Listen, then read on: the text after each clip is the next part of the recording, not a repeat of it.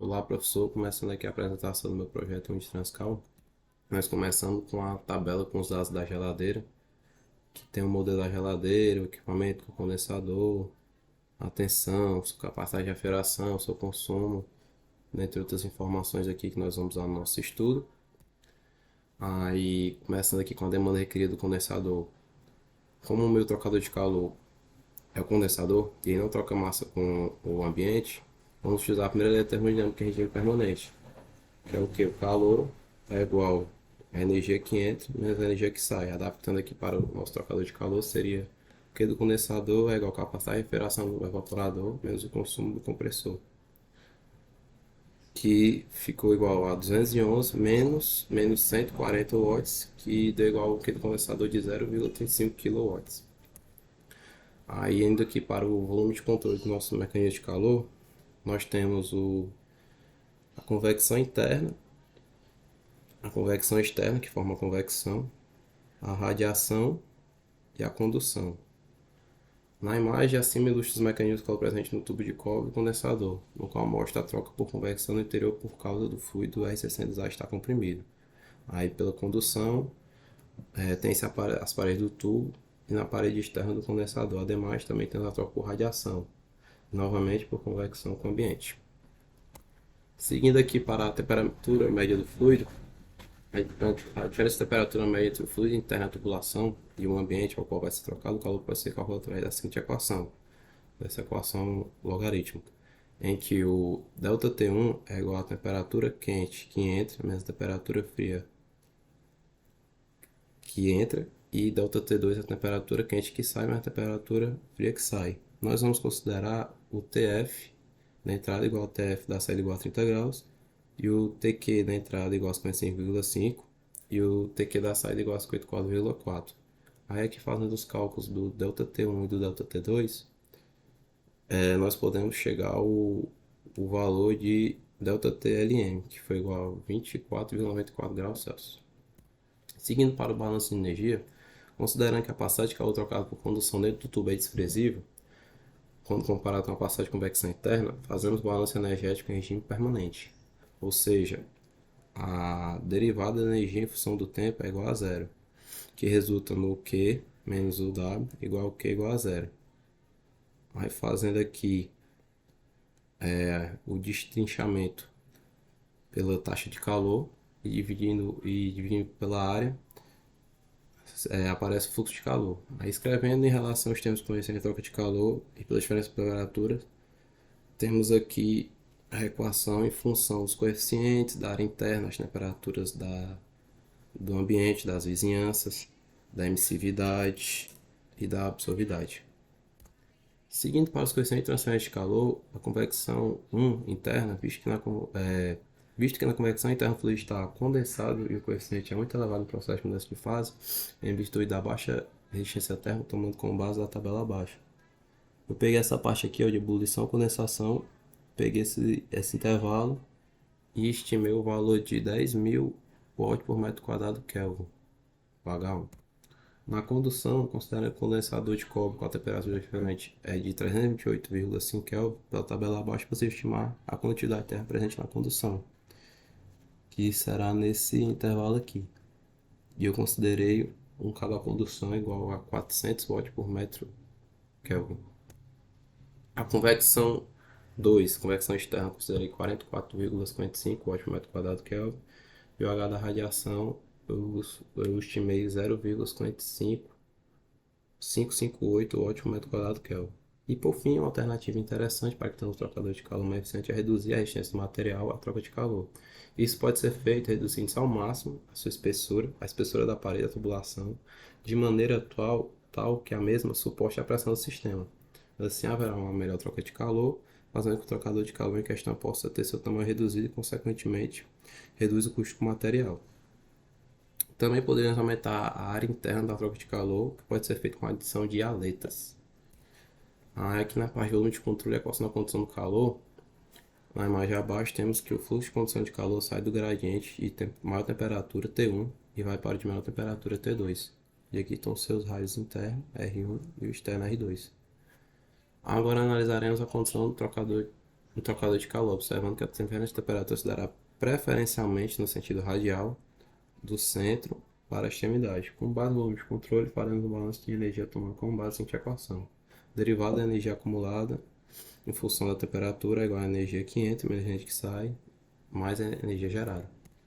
Logo, teremos aqui essa equação do fluxo de calor nas três direções, três eixos, R, φ e Z. Resolvendo a equação, nós chegamos a essa equação. Com alguns termos como a densidade do material, o elemento inicial de volume, calor específico e a derivada da temperatura em função do tempo, e dividindo a equação por dV, obtemos a equação completa em regime transiente e tridimensional. E utilizando da equação diferencial da condição de troca de calor em coordenadas cilíndricas, podemos escrever como deve ocorrer a condução interior da parede do tubo, como veremos a seguir. Aí, admitindo a condição de regime permanente, de que não há geração de energia, de que não há energia ao longo da direção radial do tubo e que não há transferência de calor nas direções circunferencial e axial, a equação acima é reduzida e torna-se a seguinte. Com relação às condições de contorno para o volume de controle, definimos que o valor de K, coeficiente de condução e R, interna são constantes e assim temos, integrando-se a primeira vez, nós achamos o C1, manipulamos, integramos de novo e achamos essa equação. Temperatura em função do raio igual a C1 vezes o logaritmo natural de R mais C2.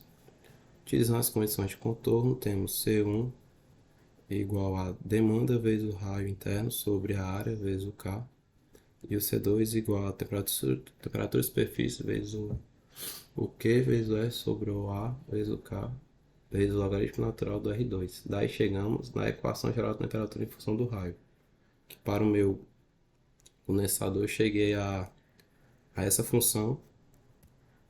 Acabei plotando um gráfico decrescente, a temperatura vezes o raio. E nós percebemos que com o aumento do raio a temperatura tende a diminuir, mesmo que essa diminuição seja irrisória, devido à espessura do tubo ser muito pequena. Isso ocorre porque o fluxo de calor é de dentro para fora do tubo, visto que a transferência de calor sempre ocorre de um meio mais quente para um meio menos quente. Seguindo para o capítulo 3 das resistências térmicas, seguimos a ideia da imagem. Temos que as resistências são 4, de acordo com o capítulo 3. Resistência 1 da condução do cobre, resistência 2 da convecção interna, R600A, nosso fluido, resistência 3 convecção externa e a resistência 4 radiação.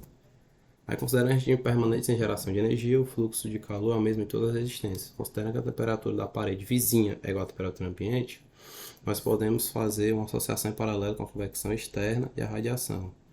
Aí temos a resistência do volume de controle analisado, que é essa figura. Seguido, a resistência de convecção 1, a resistência da condução e a resistência de convecção 2 da radiação, fazendo os cálculos, achei os seguintes valores. Fazendo aquele cálculo em paralelo da convecção externa e da condução, achei 0,108 Kelvin por watt. E fazendo o somatório das resistências, chega a uma resistência total de 0,109,106 Kelvin por watt. Seguindo para o cálculo de coeficiente de kW de transferência de calor, seguindo essa equação, cheguei a um valor de 45,15 watts por metro quadrado Kelvin. Aí, considerando que o condensador da minha geladeira está embutido, bem como as serpentinas aletas, eu estimei o número de 2.240 aletas, cada uma com 5 cm de comprimento e diâmetro de 1 mm. Fazendo o cálculo da área frontal, eu achei uma área de 157,865 mm². Aí, fazendo o cálculo da área da base da aleta, temos 0,785 mm². Portanto, a área total foi feita seguindo essa equação e eu cheguei a um valor de 367.177 mm², área total das aletas. Utilizando a equação abaixo para o formato das aletas do sistema, temos um valor de M igual a 21,1 metros. Portanto, a eficiência de uma aleta, apenas uma, será dada por essa equação. Eu achei um NF igual a 0,7412. E daí dá para calcular a eficiência de um conjunto de aletas, que, substituindo os valores dessa equação, chega a n zero de 0,7516. Fazendo o cálculo da resistência total, aliás, do RT0, chega a um valor de 0,0813 Kelvin por watt. E fazendo esse cálculo agora com as aletas, nós chegamos a uma resistência total de 0,08 Kelvin por watt. Calculando um novo coeficiente global de transferência de calor, cheguei a igual a 61,57 watts por metro Kelvin. E, portanto, para saber a efetividade conjunta de aletas, calcular a transferência de calor do condensador com aletas e sem aletas. O QF, que aí deu igual a 300,75 watts com aletas, e o QS que deu 233,93 foi sem aletas. Fazendo aqui, dividindo um pelo outro, nós achamos uma efetividade de 1,36. Logo, a efetividade foi menor que 2. Entretanto, a transferência de calor condensado com a laser atende a demanda. Mas seguindo por aqui são alguns anexos do meu trabalho. E é isso. Obrigado, professor.